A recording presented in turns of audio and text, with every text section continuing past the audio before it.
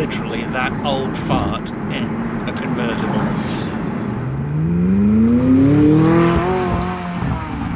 What we are driving today is my friend Chip's BMW E85 Z4 M Roadster, and what a fantastic car this is. It's a 2006 and it feels brand new. It does not feel like a 16-year-old car at all.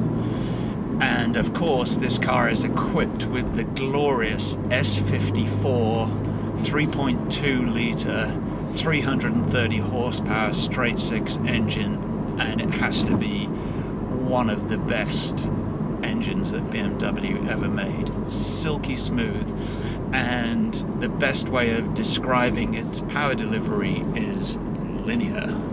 When you look at the torque curve, it's virtually flat from 2000 RPM pretty much all the way up to its red line, which is at 7,900 RPM, I believe, and the power curve is a diagonal line. Because of that, because power and torque are interrelated, but its power delivery is sublime, and around town it's very, very pleasant to drive. It's got a very precise gearbox and smooth clutch, way smoother than the clutch on my same year M Coupe, and I have a feeling it's because on my M Coupe the clutch delay valve has been deleted, and that makes the clutch rather grabby. This one is a lot smoother, and just been driving it up in the hills, and the suspension is a little more compliant than on the M Coupe, which is a good thing. I mean, it makes for a great handling car when you're driving it at 7/10. And most of these are never going to be driven off public roads. On public roads, this suspension setup on this car is perfect. The M Coupe is way too stiff. I mean, it makes for a great handling car, and the chassis is a lot stiffer on that, but it's a little bone jarring. Now, these cars were always criticized for having numb steering, and I didn't find it to be too bad. I mean, you can feel where the road is, and it responds to your driver inputs. The steering rack on the Roadster is a little less quick than on the Coupe, but in regular driving on the road you won't notice that. One of the great things about these cars is they had hydraulic steering, not the electric steering that the regular Z4s had. So, you know, even though the steering is considered by some to be a little numb, I find it perfectly adequate for the road. I was half expecting to find a lot of shakes and rattles in this car because it is a soft top, but that wasn't the case at all. I mean, this car was designed from the ground up as a roadster, and they've made it plenty stiff enough, if you ask me. It's actually it feels better put together than my Porsche Boxster, which is a 97 and has lived a very hard life. This feels a lot better put together. The roof is really good, and it's lined, so when it's up you don't get a load of road noise. There's a little bit of wind noise from this window, and the top goes up so quickly, and it's fully automatic. You don't have to undo a clasp at the front like you do on the Boxster. And so all in all, this is a great car. If I didn't already have several BMWs and the coupe version of this car, I would be interested in taking it off Chip's hands, but I think Julie would kill me if I did that. This car is equipped with the navigation system, which is showing its age, shall we say, a little bit. It's a very rudimentary system. It works fine. Like mine, it's got the 2006 map disc in there, so particularly when you're driving around this area where we live, there are a lot of new roads. Sometimes you'll find yourself driving in the desert, but it's actually a perfectly adequate system. This one seems to be in great working condition. I haven't tried it out, but I did play with it a little bit, and the display is strong, and we've got these nice early 2000s graphics. On this car it has a CD player, obviously radio, no Bluetooth, but you can add a Bluetooth adapter called Blue Bus, which I have on my car, which works really well if you want to have Bluetooth integration, and it'll show the tracks on the screen and in the small display in the speedometer.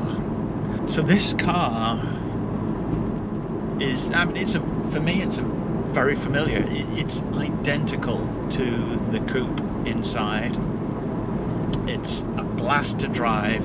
This one is immaculate. Chip is thinking of selling it. He has moments where he wants to sell it and moments where he doesn't want to sell it. And the last time I spoke to him, after I told him what a great engine this car has, he was like, I don't want to sell it. So we'll see. But all in all, great car, great condition, fabulous engine, and it's a joy to drive. You may notice I have the top up today. It's mid-December, and contrary to popular belief, it does get quite cold in the desert. It was below freezing last night, and if I look at it's 50 degrees at the moment, so that's a little chilly to be driving with the top down, and it would also be a little noisy, I think. Hopefully I get a warmer day before I have to give this car back and I can take it out with the top down and see how that is. It'd be interesting to see how the wind buffeting is. It's got what seems to be an aftermarket windscreen behind in between the seats, so that should cut down the buffeting. And you sit very low in this car in these very supportive M Sport seats, so I'm guessing that with the top down it would actually be very comfortable. You know what, let's do it anyway. We're not that far from home, so I'm just going to pull over here and we'll put the roof down and we'll see what happens.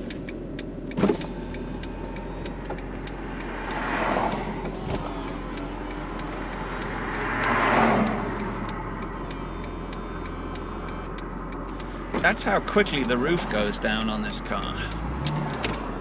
Right, let's go. It's a bit chilly. Fortunately, this car has heated seats. There is a bit of wind in here, but it's livable. The great thing about driving this car with the top down is you hear the engine note. It's got a glorious noise. And this car it's got a standard exhaust. This car, as far as I know, is completely standard, and it still makes a great noise. My coupe has an aftermarket exhaust, which makes it a little throatier. It's a little chilly to be driving with the top down today, but it's all in the interests of science.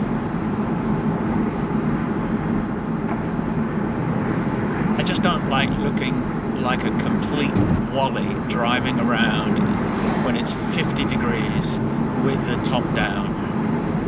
I'm literally that old fart in a convertible.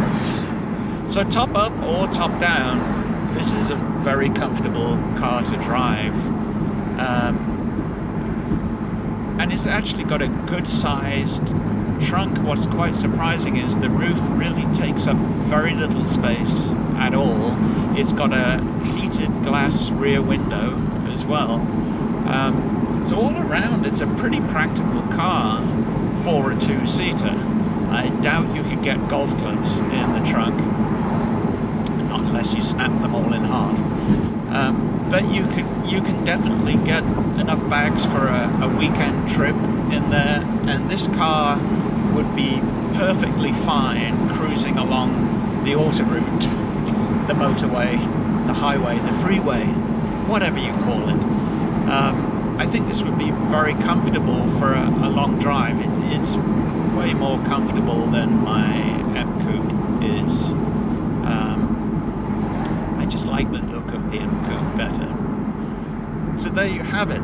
We've driven this car with the top up, top down. It's a lot of fun, and this one is in fabulous condition. There's not even a stone chip on it, and for a 16-year-old car, that is, it's in remarkable shape, is what I would say. So if this does go up for sale, all the best to the person who buys it. You will not be disappointed at all.